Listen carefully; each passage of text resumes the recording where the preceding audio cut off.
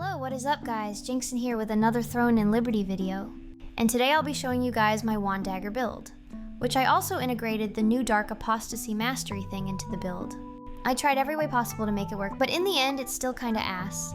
So I wish they would add just a little bit more monster damage on those skills, because the main problem with those skills is that not only their base cooldowns are super long, but the damage themselves also suck.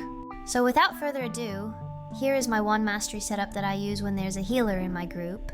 The Vampiric Onslaught achievement node I think is a good synergy with daggers, because daggers have a lot of hits, so bonus damage would go well alongside Vampiric Onslaught. The Potent Toxicity achievement node from daggers is also super important because your DPS also relies on it, and the reduced duration also doesn't matter since you're always applying it anyway. I also tried the Strategic Exchange node, but it does nothing compared to Primal Strikes. And I have no idea what exactly it does, so I just kinda ignore it for now. I also have a separate setup for wand when I have to solo farm or do stuff solo in general. So I removed the Vampiric Onslaught node and replaced it with Malicious Focus, so that I can use Vampiric Contract instead for sustain. Overall, the build is kinda like heavily dependent on damage over time and bonus damage stuff.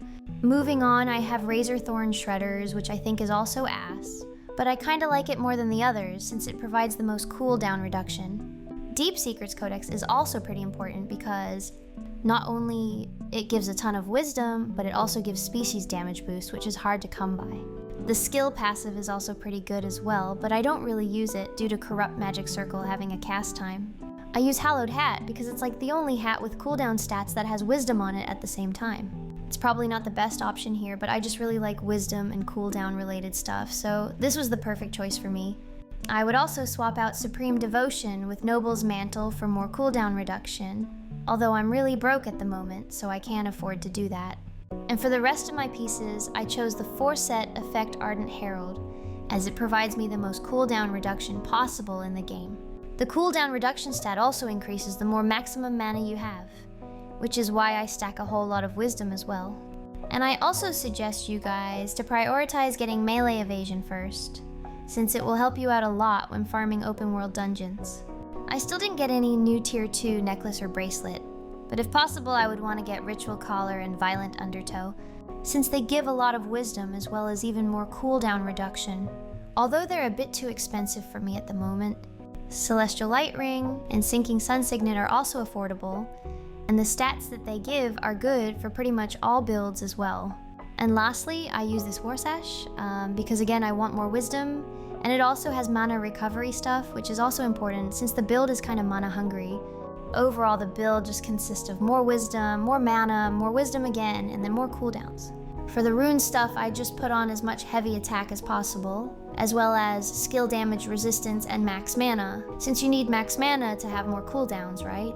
I also don't have any rune synergy on my belt, because I want to take less damage rather than having more health. As for the artifact stuff, I use Chaos Harbinger since it's pretty much the best in slot for all DPS. I also try to get as much bonus damage as possible, due to the dagger setup that I have, which consists of a lot of damage instances. And on top of that, I also use Vampiric Onslaught.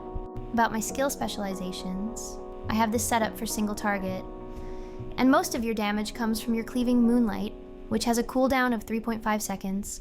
My other setup is for open world dungeons, which requires more AoE. You have Ray of Disaster, Cleaving Moonlight, and Obliterating Swamp, which originally was Fountain of Life. And the thing with Obliterating Swamp is that it will apply a debuff on your enemy, which allows your Swift Heal to do AoE damage around the target. That's pretty much everything for the build. So if you guys have any questions or any suggestions, feel free to let me know in the comments.